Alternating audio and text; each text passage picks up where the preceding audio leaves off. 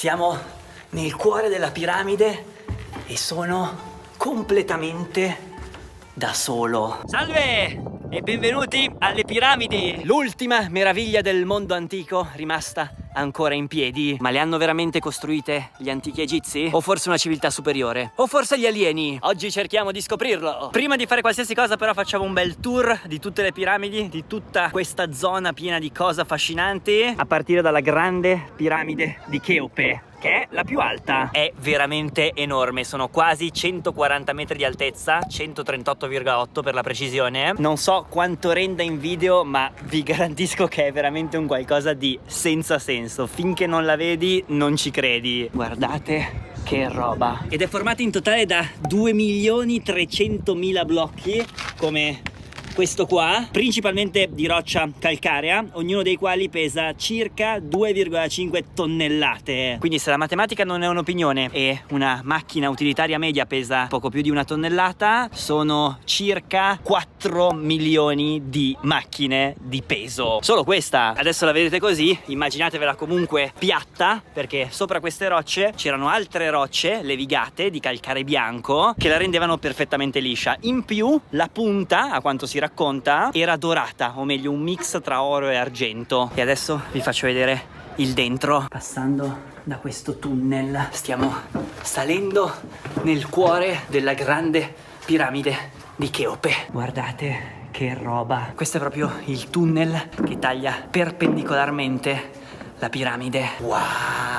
E qua si continua e si arriva nella camera del re, con quello che era il sarcofago di Cheope. Questo è tutto granito, roccia durissima che arriva da Aswan, e guardate quanto è levigato perfetto, tant'è che nelle fughe non passa neanche un pezzo di carta. L'altra cosa pazzesca sono questi piccoli tunnel che vanno su fino a fuori dalla piramide. Ci sono vari sistemi di questi allineati con le stelle. In realtà non sappiamo ancora il vero scopo di tutto ciò, ma è incredibile. Di qua ce n'è un altro che hanno utilizzato come condotto di aerazione. Qua ovviamente ci sono tutti i deumidificatori. Veramente wow. Guardate anche il soffitto fatto da uniche lastre di pietra.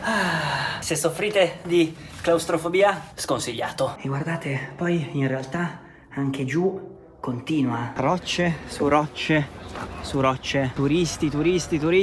Da questo lato della piramide invece ci sono da una parte le tombe dei costruttori che sono stati onorati con una sepoltura vicino al faraone. Da quest'altro lato invece altre piramidi più piccole delle regine. Da Cheope si passa a suo figlio Khephrem, che ha costruito l'altra piramide, quella centrale, che come vedete sembra più alta rispetto a quella, in realtà è più bassa. Khephrem, figlio di Cheope, in realtà è leggermente più bassa di qualche metro, ma essendo su una collina sembra più alta. Furbo il ragazzo. E dopo Khephrem, Micerino, un po' più piccolina. Avevano finito il budget. Qua comunque è situa super turistica, con tutti i cammelli solo per fare le foto. Ciao cammello. Dromedario. Questo è tutto il tempio della Sfinge. Guardate queste colonne in granito, pezzi unici. E qua abbiamo la Sfinge, anch'essa perfettamente allineata con la piramide centrale. Ma com'è possibile che un popolo che disegnava senza nemmeno conoscere la prospettiva sia riuscito a fare delle piramidi così grandi in maniera così precisa? Questa è una delle cose che dicono quelli che pensano che gli egizi non abbiano costruito le piramidi. Ecco, la vera storia non la sappiamo e probabilmente non la sapremo mai. Non abbiamo né progetti, né piani, né racconti. Però sono state fatte un sacco di supposizioni, dalle più scientifiche alle più misteriose, diciamo. Ci sono state un sacco di leggende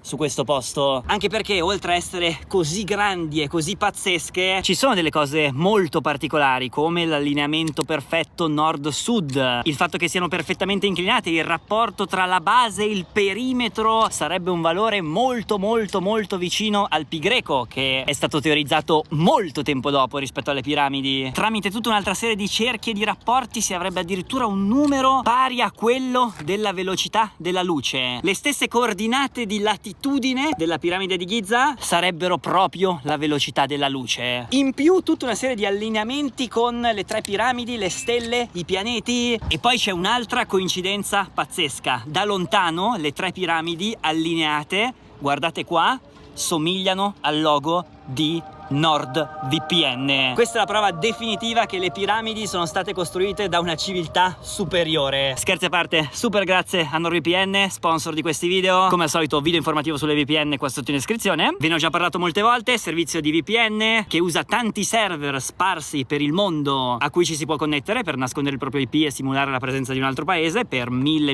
vantaggi. Se volete provarlo, link qua sotto in descrizione con il miglior sconto che potete avere. Ad ogni modo, NordVPN a parte, tutte queste cose che vi ho detto hanno portato a credere appunto che le piramidi siano state fatte dagli alieni o da una civiltà predinastica molto più avanzata, anche perché i francesi quando sono arrivati qua semplicemente hanno dato il nome di Cheope perché hanno letto la scritta di Cheope, e quindi secondo queste teorie gli egizi sarebbero arrivati qui, si sono trovati le piramidi, ci hanno messo delle scritte, hanno fatto un po' un restauro e se ne sono appropriati. Ora, come detto, noi la verità assoluta non la sappiamo, ma al di là delle teorie fantasiose sono stati fatti un sacco di studi a riguardo. Per spiegarvelo dobbiamo anzitutto andare indietro di 200 anni e vedere come siamo arrivati qua. Adesso siamo a Saqqara, a sud rispetto a Giza, e questa è la piramide di re Zoser, il primo re della terza dinastia. Come vedete anche lei è decisamente imponente, sono quasi 90 metri, ed è stato il primo esperimento di piramide costruito a gradoni per fare da tomba a questo re Zoser. Qua c'è tutta la necropoli e guardate che roba, continua anche sottoterra, come se fossero delle fondamenta. Già questa è veramente pazzesca, sicuramente più facile da costruire rispetto alla grande piramide di Giza, però è stato decisamente un primo esperimento ben riuscito. Considerate che se c'è una cosa che non mancava agli antichi egizi erano proprio le rocce, in particolare le rocce calcaree. Vedete? Semplicissime pietre accatastate una sull'altra. Wow! Più precisamente la mente dietro la costruzione di questa piramide fu Imhotep, che era il ministro del re e che si occupava di tutto, dall'architettura alla medicina.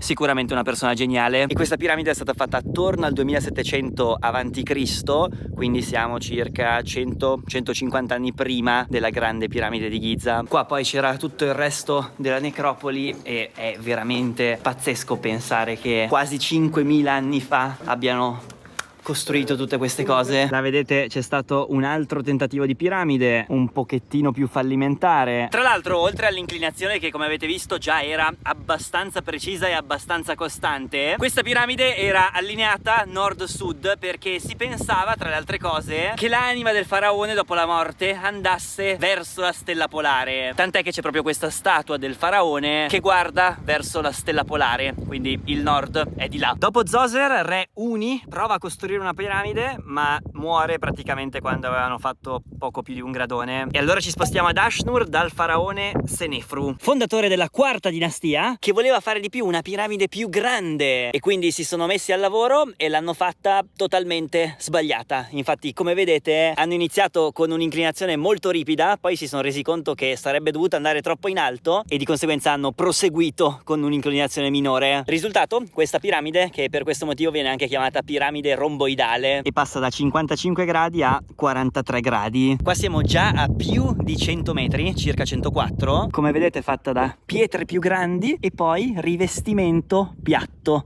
di lastre. Guardate come sono incastonate. Sì, avevano sbagliato l'inclinazione, però diciamo che il concetto c'era, e re dopo re, dinastia dopo dinastia, ognuno cercava di fare sempre di più per dimostrare che era sempre più potente. La cosa bella è che qua, rispetto alle altre piramidi, non c'è nessuno. Vedete? Qua si vede proprio l'inclinazione che è quasi di 60 gradi, insomma. Se l'avessero fatta tutta così sarebbero dovuti andare molto più in alto. Wow, entro.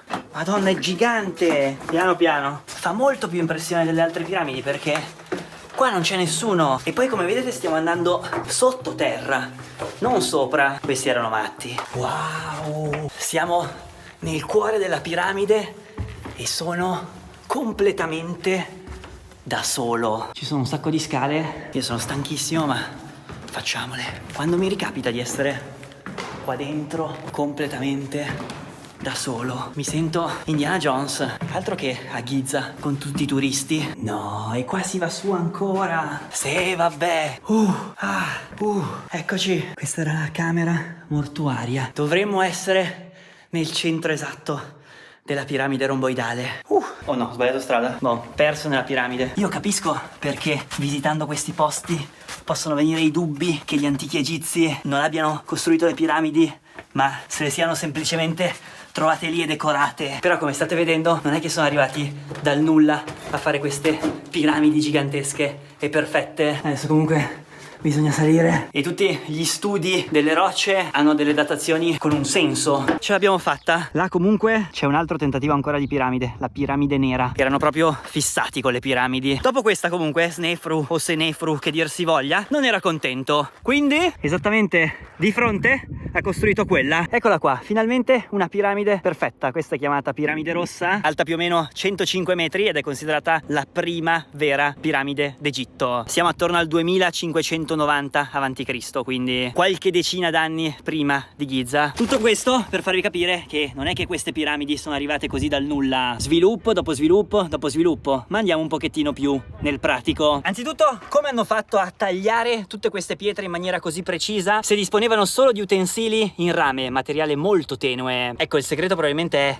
la sabbia mescolata con l'acqua che aumenta l'abrasione e quindi ti permette di segare anche con seghe in rame. Per le pietre più dure come il granito invece si usava la dolerite, un'altra pietra ancora più dura. Sono stati trovati proprio questi strumenti e martellando, piano piano si scavava. Parliamo di circa 5 mm all'ora, pochissimo, però tante persone e tanto tempo. Ma allora come hanno fatto a spostarle? Guardate questa per esempio, quanto diamine è grossa. Ecco, anche qua non lo sappiamo con precisione, anche perché la ruota non era ancora stata inventata. Probabilmente o usavano delle slitte e tante persone o animali che trainavano. Ci sono anche dei geroglifici che lo dimostrano. Guardate, su questi geroglifici ci sono degli uomini che stanno portando dei vasi molto grandi che sono su delle slitte di legno e lui, guardate, sta bagnando la sabbia perché è stato dimostrato che questo riduce di molto l'attrito. Sullo stesso stile è stato trovato un altro geroglifico dove 100 e passa uomini spostano con lo stesso sistema una statua che è stata stimata di 60 tonnellate. È faticoso, ma con questo trucco della sabbia e dell'acqua si può fare, è stato verificato. Oppure tanti legni utilizzati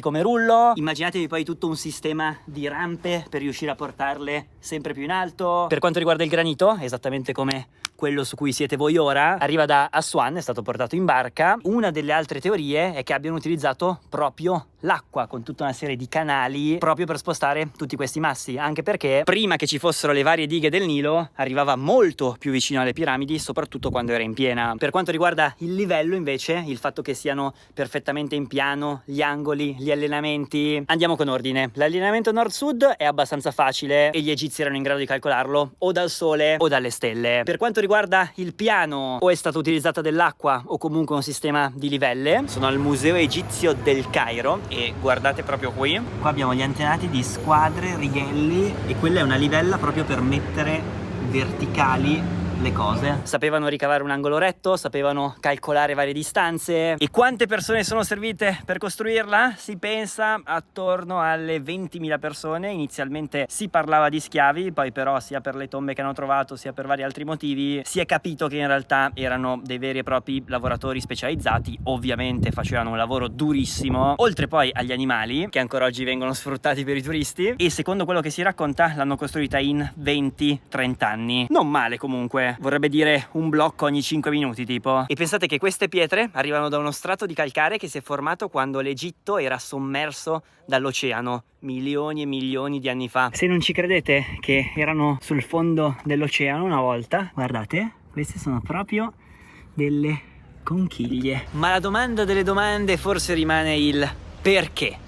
Perché fare tutto ciò? Perché costruire delle tombe così grandi, fuori dai canoni normali? Anzitutto, i canoni di chi? I nostri canoni? La risposta non lo so, sarà questo nostro desiderio di fare cose sempre più grandi, di sapere sempre di più. Gli egizi sono stati una delle prime civiltà a credere così tanto in una vita ultraterrena, e quindi forse la cosa più affascinante di tutte è quanto tante persone unite da un unico credo, da un unico sogno, da un'unica speranza, si sono impegnate e hanno dedicato intere vite per costruire dei grandi pezzi di sassi. Se ci pensate però potremmo dire lo stesso di Piazza San Pietro in Vaticano, esattamente come le piramidi non ha nessuna utilità pratica nel nostro mondo terreno. Poi ognuno crede in quello che deve credere, e anche su questa questione allineamenti facciamo chiarezza. Alcune cose gli egizi le conoscevano, tipo le stelle, come abbiamo detto. Come hanno fatto ad allineare in maniera così precisa esattamente non lo sappiamo. Teniamo però presente che con la prospettiva e prendendo i dati che si vogliono prendere, in delle strutture gigantesche come queste si possono trovare infinite coincidenze, infiniti allineamenti strani. Se prendi il perimetro, l'altezza, la sfera più grande, la sfera più piccola, puoi dire quello che vuoi. Esattamente come quando fanno vedere i loghi e gli disegnano tutte le linee quando magari quel logo era stato disegnato completamente a caso. A chi non crede negli alieni ma crede che sia stata un'altra civiltà antica più avanzata, faccio solo una domanda: com'è possibile che abbiamo trovato i resti dei dinosauri e non abbiamo trovato nessun resto di questa eventuale civiltà?